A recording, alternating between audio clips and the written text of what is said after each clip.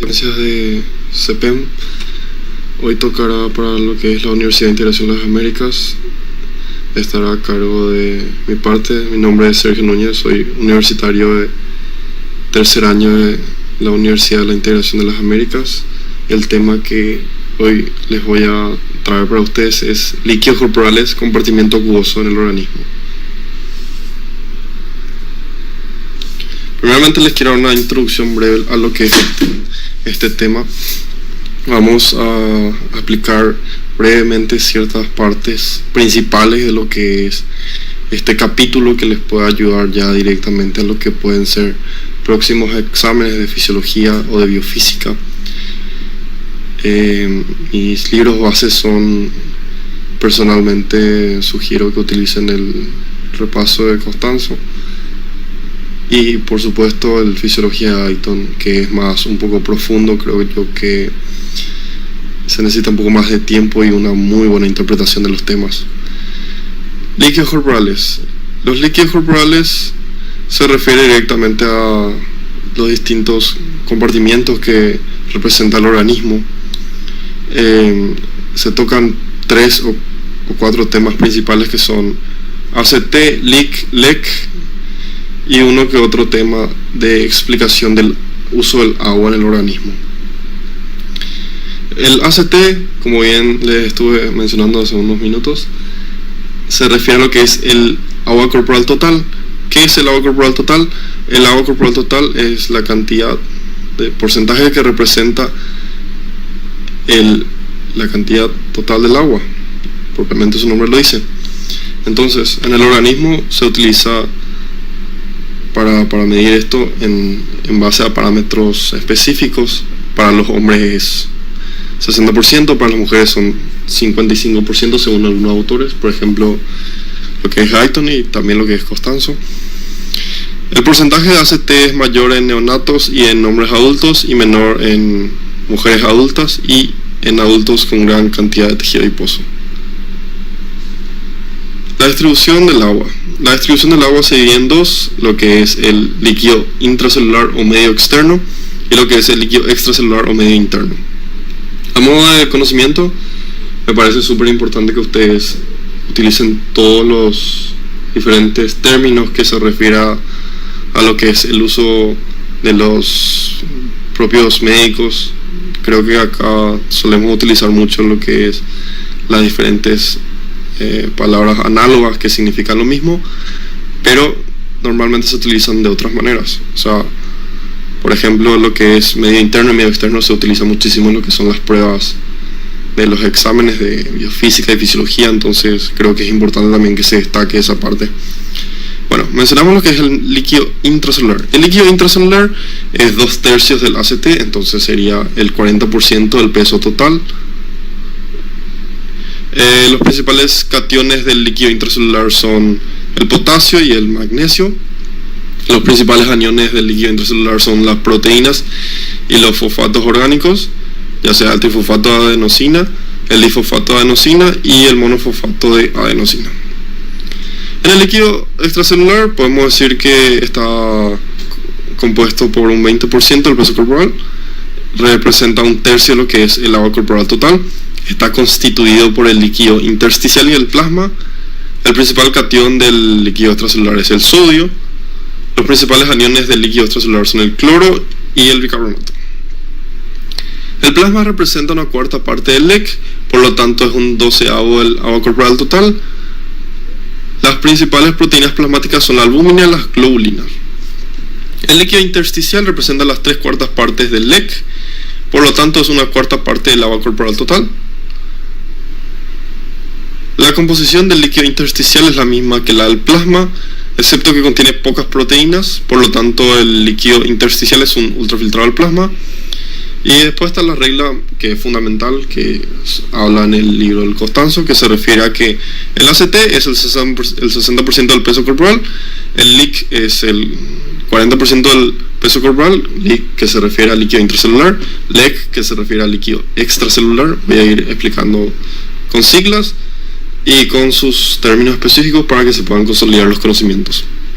El EX representa lo que es el 20% del peso corporal, se va a dividir, como ya les expliqué, en líquido intersticial e intravascular. Y eso es prácticamente de lo que vamos a tocar a grandes rasgos. Creo que es importante especificar un poquito más las cosas, pero en resumen se van a tocar estos 3 temas. Bueno, ahora ya hablando de lo que es la diapositiva, vamos a hablar que el mantenimiento del volumen de los líquidos corporales es esencial para la homeostasis. ¿Qué es la homeostasis? La homeostasis es el mantenimiento del cuerpo, que se refiere a buscar un equilibrio, busca establecer ciertos parámetros fisiológicos normales. Es el cuerpo mismo intentando buscar una forma que pueda estar en un estado de equilibrio, en un estado normal. Podemos también definir que es el mantenimiento de un volumen relativamente constante y una composición estable de los líquidos corporales. Esto es muy esencial porque busca el equilibrio de las propiedades y de la composición del medio interno. Entonces, continuando,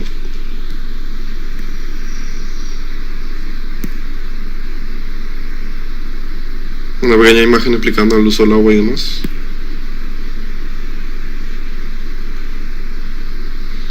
Ingestión y pérdida de agua.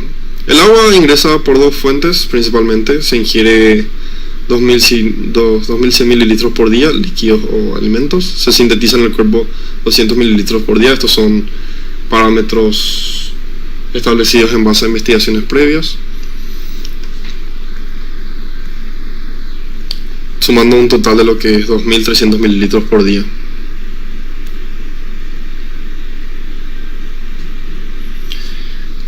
Vamos a explicar un poquito más de lo que son estos temas de manera breve. La pérdida diaria de agua corporal, que se refiere a lo que es la pérdida insensible de agua. Esta es la parte de las pérdidas de agua que no puede regularse de manera precisa. Por ejemplo, los seres humanos experimentan una pérdida continua de agua por evaporación de las vías aéreas y por difusión a través de la piel. Y en conjunto son responsables alrededor de 700 mililitros por día de pérdida de agua en condiciones normales. A esto se le denomina lo que es la pérdida insensible de agua, porque no somos conscientes de ella. Aunque se produzca continuamente en todos los seres humanos vivos, la pérdida insensible de agua a través de la piel es independiente de la sudoración y está presente incluso en las personas que nacen sin glándulas sudoríparas. La pérdida media de agua por difusión a través de la piel es de unos 300 a 400 mililitros por día. Esta pérdida minimiza la capa cornificada lleno de esterol de la piel, que constituye una barrera contra la pérdida excesiva por difusión. Cuando la capa cornificada se pierde, como ocurre en, por ejemplo, las quemaduras extensas, la intensidad de la evaporación puede aumentar hasta 10 veces, hasta unos 3 a 5 litros por día. Por esta razón, las personas con quemaduras deben recibir grandes cantidades de líquido. Como le expliqué al inicio, lo que es la homeostasis. Siempre buscar ese equilibrio que pueda haber esa compensación fisiológica para poder determinar un punto medio, por así decirlo. Habitualmente esto se realiza por vía intravenosa para equilibrar la pérdida. La pérdida insensible de agua a través de la vía aérea es de unos 300 o 400 mililitros por día. A medida que el aire entra en la vía aérea, se satura la humedad hasta una presión de agua de unos 47 milímetros de mercurio hasta que se expira. Como la presión de vapor del aire inspirado suele ser menor de 47 milímetros de mercurio, el agua se pierde continuamente a través de los pulmones con la respiración. En el clima frío, por ejemplo, la presión de vapor atmosférica se reduce a casi cero, lo que provoca una pérdida pulmonar de agua incluso mayor a medida que la temperatura desciende. Este proceso explica la sensación de sequedad en las vías aéreas y en el clima frío. Pérdida de líquido en el sudor. La cantidad de agua perdida por el sudor es muy variable dependiendo de la actividad física y la temperatura ambiental. El volumen del sudor es normalmente unos 100 mililitros por día, pero en un clima cálido durante el ejercicio intenso, la pérdida de los líquidos en el sudor aumenta en ocasiones de 1 a 2 litros por hora. Esta pérdida vaciaría rápidamente los líquidos corporales si la ingestión no aumentara mediante la activación del mecanismo de la sed. que seguramente se les va a estar tocando. El mecanismo de la sed, súper importante en lo que es fisiología médica y específicamente en la fisiología renal, más bien específicamente. La pérdida de agua en las heces. Solo se pierde normalmente una pequeña cantidad de agua, 100 mililitros por día. Esta pérdida puede aumentar a varios litros al día en personas con diarrea intensa. Creo que acá es fundamental hablar de lo que es la fisiopatología de la diarrea y todos los componentes microbiológicos que están asociados a la misma. Esta es la razón por la que la diarrea intensa puede poner en peligro la vida si no se corrige en unos días. Es súper importante entender también que la diarrea es una enfermedad bastante complicada que se tiene que tomar muy en serio también. Pérdida de agua por los riñones.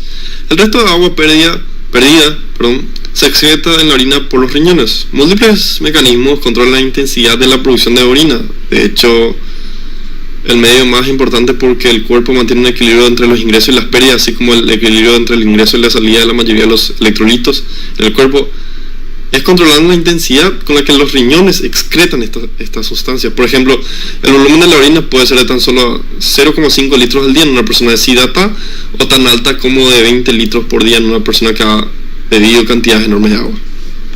A modo de adelantarles, seguramente en el módulo de lo que es la fisiología renal van a poder entender un poco más de lo que es el tema de la orina diluida, la orina concentrada, la utilización de los solutos, la dilución del agua. Creo que son temas bastante importantes. Explicando un poquito más lo que es este tema, podemos destacar que es importante entender el tema de la deshidratación. La orina por eso es que cuando no tomamos agua, por ejemplo, no se va a ver esa cantidad de orina, que es lo mismo que cuando una persona está hiperhidratada, ¿verdad?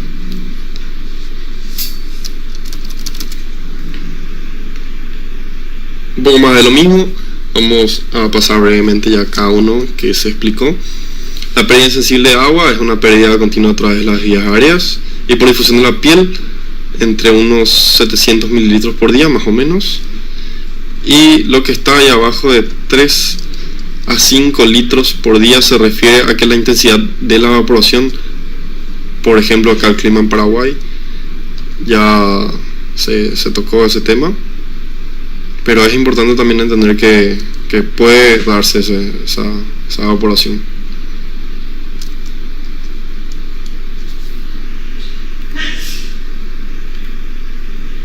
Seguimos.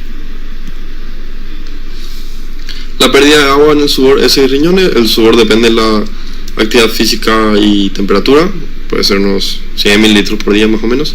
Por las heces, 100 mililitros por día aumentan en la diarrea. Como ya les expliqué, la fisiopatología de la diarrea es súper importante y un tema que seguramente van a tocar. Por la orina es excretada por los riñones, más o menos 100 mililitros por día.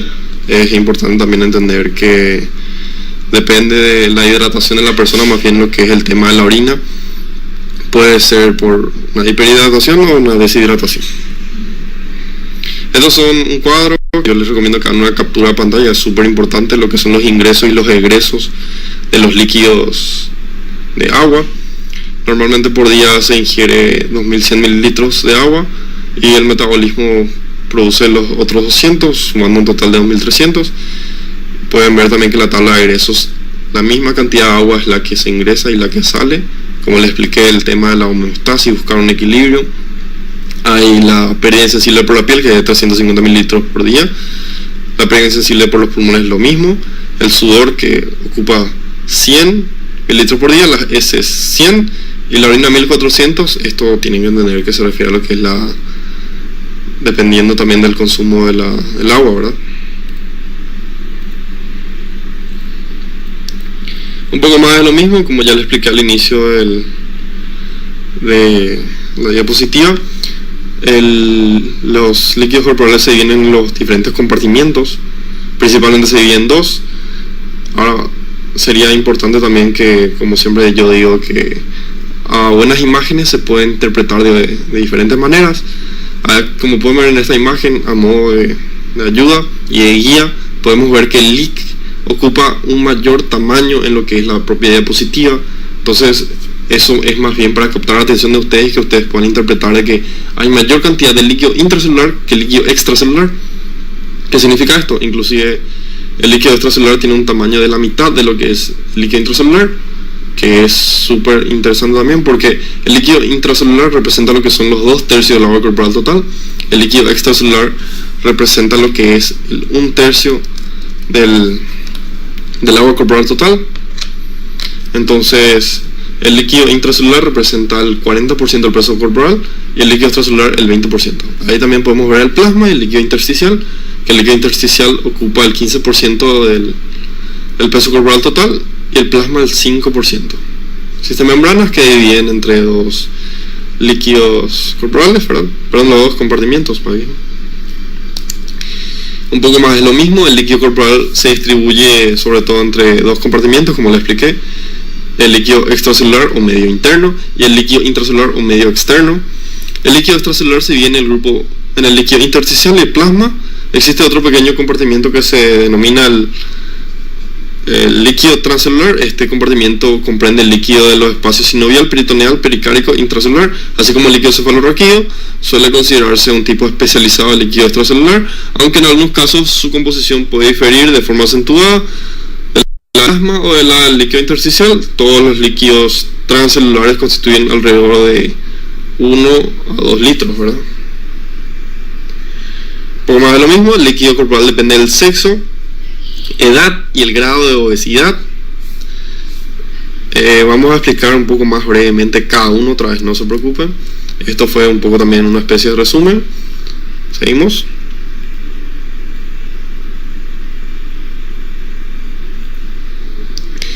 Líquido intracelular y extracelular. Acá vamos a explicar prácticamente los tres de a poquito. Primero vamos a hablar de lo que es el compartimiento del líquido intracelular. Unos 28 de los 4 litros del líquido corporal están contenidos en los 100 billones de células que tenemos y se les denomina en conjunto líquido intracelular. Por tanto, el líquido intracelular constituye alrededor del 40% del peso corporal total de una persona media. El líquido de cada célula contiene una mezcla individual de diferentes constituyentes, pero las concentraciones de estas sustancias son similares de una célula a otra. De hecho, la composición de los líquidos celulares es muy similar incluso en animales diferentes, desde los microorganismos más primitivos a los seres humanos. Por esta razón, el líquido intracelular de todas las células en conjunto se considera un solo compartimiento del líquido. Siguiendo con un poco más de lo mismo, podemos hablar que el líquido intracelular representa el 40% del peso corporal, el líquido extracelular representa el 20% del peso corporal. Este se divide en dos compartimientos, el plasma el 5%, el líquido intersticial el 15%, como ya le expliqué. El líquido extracelular tiene un tercer espacio, el líquido transcelular normalmente no se menciona mucho. Es más importante entender los conceptos de líquido intracelular y extracelular. Vamos a hablar otra vez un poquito de lo que es el líquido extracelular o medio interno. Todos los líquidos del exterior de la célula se denominan en conjunto líquido extracelular y constituyen alrededor del 20% del peso corporal, o unos 14 litros en un hombre adulto de 70 kilos, se refiere al término medio. Los compartimientos más grandes del líquido extracelular son el líquido intersticial, que supone hasta más de 3/4 partes del líquido extracelular, y el plasma, que supone casi una cuarta parte del líquido extracelular o unos 3 litros. El plasma es la parte no celular de la sangre, intercambia sustancias continuamente con el líquido intersticial a través de los poros, y pueden entender lo que son las membranas capilares. Estos poros son muy permeables a casi todos los solutos del líquido extracelular, excepto las proteínas, por el tema de la electronegatividad que seguramente se les va a mencionar en otra lección, por lo que los líquidos extracelulares se están mezclando constantemente. De manera que el plasma y el líquido intersticial tienen casi la misma composición, excepto en lo referente a proteínas, que están más concentradas en el plasma. Volumen sanguíneo. La sangre que contiene el líquido extracelular, el líquido del plasma y el líquido intracelular, el líquido de los eritrocitos. Sin embargo, la sangre se considera un compartimiento líquido separado porque está contenida en su propia cámara, lo que es el aparato circulatorio. El volumen sanguíneo es especialmente importante en el control de la dinámica cardiovascular. El volumen sanguíneo de los adultos es alrededor del 7% del peso corporal, unos 5 litros.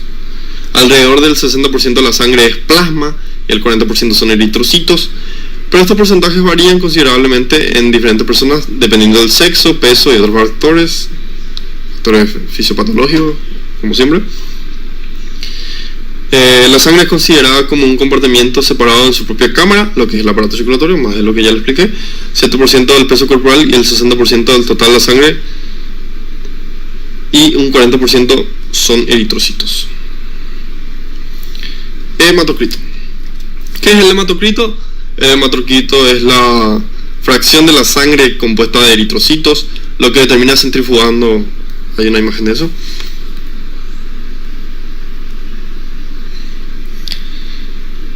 Lo que se determina centrifugando la sangre en un tubo hematocrito hasta que todas las células se acumulan en el fondo. Es importante que, si tienen algún profesor de bioquímica, le pueda demostrar el tema de la centrifugación. Es súper interesante cómo se dividen en los eritrocitos, los glóbulos blancos y demás.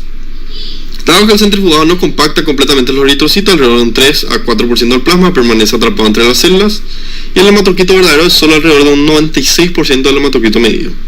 En los hombres, el hematocrito medio es normalmente de alrededor del 0,4 y en las mujeres es de alrededor del 0,36. En personas con anemia grave, el hematocrito puede reducirse hasta tan solo 0,1 o 0,10, como quieran mencionarlo. Un valor apenas suficiente para sustentar la vida. Por el contrario, en aquellas personas con trastornos en lo que hay una producción excesiva de eritrocitos, produce una policitemia. En estas personas el hematocrito puede aumentar a 0,65. Es importante, por eso también siempre leer el tema de lo que son los parámetros normales y patológicos. Poco más de lo mismo, ¿verdad? 40% de eritrocitos. Vamos a hablar entonces de lo que son los constituyentes del líquido extracelular o medio interno, que se refiere al efecto Duncan, El efecto Donan es la concentración de iones con carga positiva, que son los cationes, es ligeramente superior en el plasma, alrededor de un 2%, que en el líquido intersticial. Las proteínas plasmáticas tienen una carga negativa neta y por ello tienden a ligar cationes, como iones de sodio o potasio,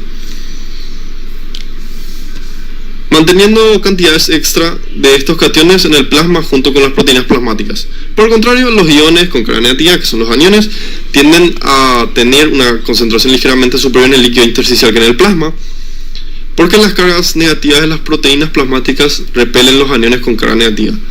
Pero, con un sentido práctico, las concentraciones de iones en el líquido intersticial y en el plasma se consideran aproximadamente iguales. El líquido extracelular, incluido el plasma y el líquido intersticial, contiene grandes cantidades de iones, sodio y cloro, con cantidades razonablemente grandes de bicarbonato, pero solo cantidades pequeñas de iones potasio, calcio, magnesio, fosfato y ácidos orgánicos. ¿A qué se refiere esto? Ya se les va a aplicar en una tabla posteriormente de esta diapositiva, de que el potasio, el magnesio, también está en el líquido extracelular, así como el sodio también está en el líquido intracelular. ¿Qué significa esto? Lo que normalmente se determina es la cantidad en qué compartimiento abunda más el ion correspondiente. Entonces, por ejemplo, nosotros podemos decir que uno de los iones más importantes del líquido extracelular es el sodio, por su abundancia, ¿verdad? Por su cantidad de miliequivalentes por litro. Lo mismo el propio potasio, que es muy importante a lo que es el líquido intracelular, uno de los iones más importantes del cuerpo también, como cada uno de los mismos. Un poco más de lo mismo. Ahí pueden ver en la diapositiva que dice la composición del plasma, que los cationes es mayor en un 2%. Las proteínas tienen una carga negativa neta, por eso la electronegatividad no permite la difusión de iones. Por ejemplo, la albúmina podría pasar a una membrana por su reducido tamaño, pero igual no se permitiría por el tema de la electronegatividad de la membrana plasmática, se repelen. La composición del líquido intersticial, los aniones es mayor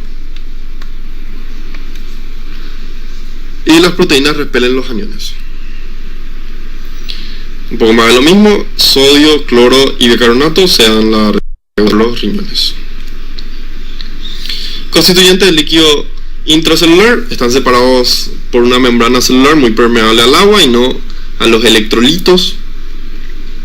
En esta tabla podemos explicar un poco más de lo que les mencioné. Existen los cationes y los aniones. Es una tabla que probablemente podría tener varias interpretaciones, pero yo les digo que de mi parte yo creo que es una tabla bastante interesante que menciona que el sodio puede estar en el líquido extracelular e intracelular. Hay muy baja cantidad de mil equivalentes por litro de sodio en el líquido intracelular, pero en el extracelular hay una gran cantidad. Lo mismo el propio potasio, lo mismo el magnesio, el calcio, el cloro. Ahí podemos ver los fosfatos, las proteínas y el bicarbonato. Creo que es súper importante interpretar esa gráfica viendo que hay la cantidad en ambos bandos. Creo que es importante también saber cuántos mil equivalentes por litro hay en cada compartimiento. Ayuda muchísimo a interpretar lo que es el equilibrio hidroeléctrico y demás. Están separados del LEC por una membrana celular muy permeable al agua y no a los electrolitos, como ya les mencioné. Contiene grandes cantidades de potasio, fosfato, magnesio, sulfato y proteínas. Un poco más de lo mismo que pueden interpretar en ese gráfico que tienen en la parte superior derecha. Les preparé unas preguntas en base a las cosas que les estuve explicando en todo el video, unas 2 preguntas que yo les puedo asegurar que sí o sí alguna de las 2 le va a salir en algún examen de lo que es fisiología o biofísica. Entonces mi primera pregunta sería: ¿cuánto porcentaje representa la cantidad de agua corporal total en el organismo? Como bien les estuve explicando, el agua corporal total representa X cantidad del peso corporal. Entonces, a lo que se refiere la pregunta específicamente a cuánto en específico representa la cantidad de agua corporal total, ¿verdad? Entonces voy a dar unos minutos o unos 30 segundos más o menos para que ustedes puedan responder la pregunta, y después les voy a decir la respuesta y específicamente les voy a mencionar también una que otra cosa que también les puede ayudar.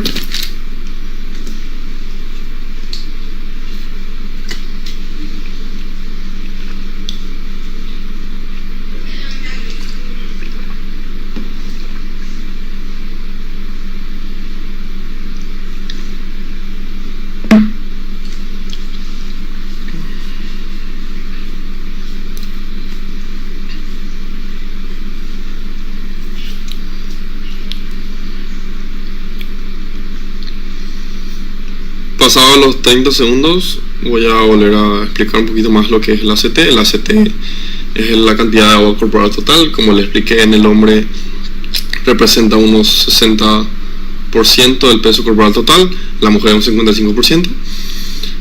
Se divide en 2 compartimientos, el líquido intracelular y extracelular. El líquido extracelular o medio interno se refiere a lo que es se divide en 2 compartimientos de nuevo: el líquido intersticial y el líquido intravascular.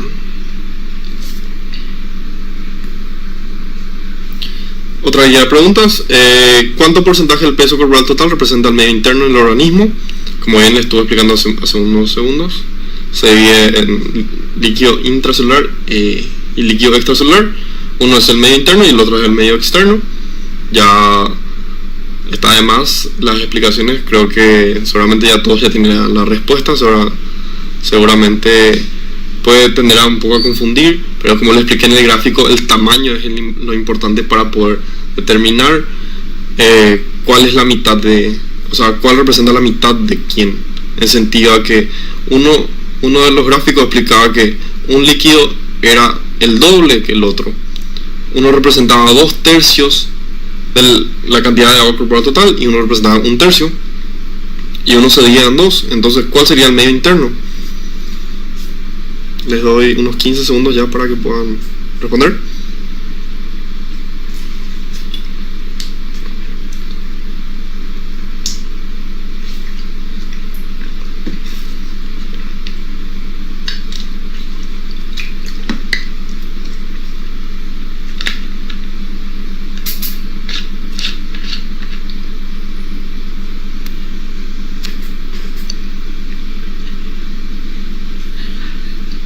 Bueno, pasados ya los los 30 segundos les doy la respuesta. La respuesta es C. El medio interno es el líquido extracelular, representa el 20%, se divide en dos compartimientos que son el líquido intersticial e intravascular. El intersticial representa el 15%, el intravascular un 5%. Y es importante, como siempre que le expliqué, que el medio interno y medio externo son términos que sí o sí van a utilizar. Seguramente alguna de estas dos preguntas le van a dar en algún examen, o ya les dieron en algún examen de biofísica o fisiología. Creo que el tema de medio interno y medio externo es súper importante, como cada tema de lo que es la medicina. De mi parte es todo. Les doy las referencias donde extraje estos textos. El Tratado de Fisiología Médica de la 13ª edición de Guyton y Hall del año 2016.